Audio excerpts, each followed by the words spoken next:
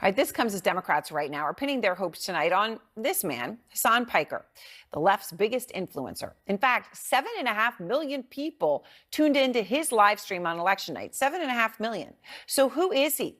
And is he getting young men to swing left? Donie O'Sullivan went and talked to him, and he is out front. Donie O'Sullivan. This is Hasan Piker. This is my dog Kaya. I thought you legitimately were going to work out. I could do some weights. He's a social media superstar with almost 3 million followers on the video streaming platform Twitch. They're eating the pets. So this is that whole masculinity thing people are talking about, huh?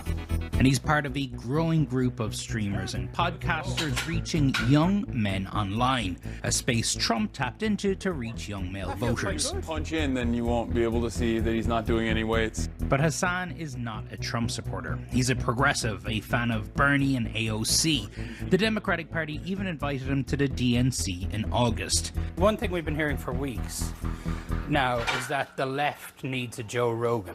Yeah. I don't think that the Democratic Party can podcast itself out of this issue. Joe Rogan, he endorsed Bernie Sanders in 2020. Maybe they should do an autopsy on why he left the party. Yeah, I've heard you say when it comes to stuff that guys like, you seek that stuff out online, whether it's watching a streamer, whether it's watching guys talking about working out and fitness. You say that the right wing just dominates that space. Yeah. Why? Well, I think that's why I started on Twitch, right?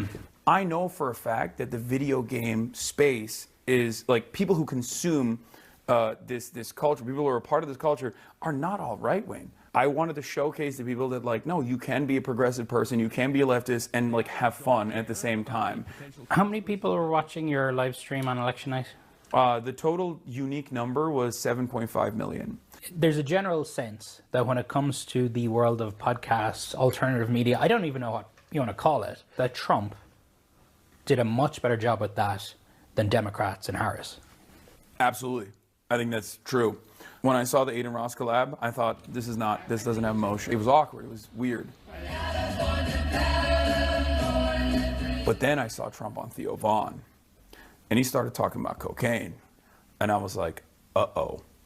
This humanizes him. Cocaine so you're way up with cocaine more than anything else you can think of. Cocaine will turn you into a damn owl, homie. You know what I'm saying? Yeah. Harris did consider going on Joe Rogan. Yeah.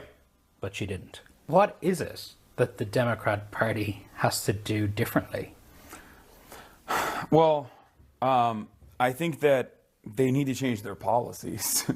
It's a policy thing. Yes, it's 100% a policy thing. Because Which is the boring answer. Although it would be very self-serving for me to say, I'm the left's Joe Rogan, the Democratic Party should give me millions of dollars. That's not going to solve this problem. What will solve this problem is if the Democratic Party actually adopts real left-wing economic populist messaging instead of purposefully avoiding that stuff because they're terrified of upsetting their corporate donors. I think Trump speaks to male insecurities better, and I think Trump speaks to the anger that people have, whereas the other side of the political spectrum does not speak to that anger at all. There's been a lot of controversy around you. Yes. The way you talk about Israel is viewed by some as anti-Semitic. Yeah. Are you anti-Semitic? Of course not. The real problem here is that I'm an anti-Zionist. The real problem here is that I'm extremely critical of Israel and all of the information that's readily available, especially on social media for so many people that don't necessarily rely on mainstream media any longer to get their information.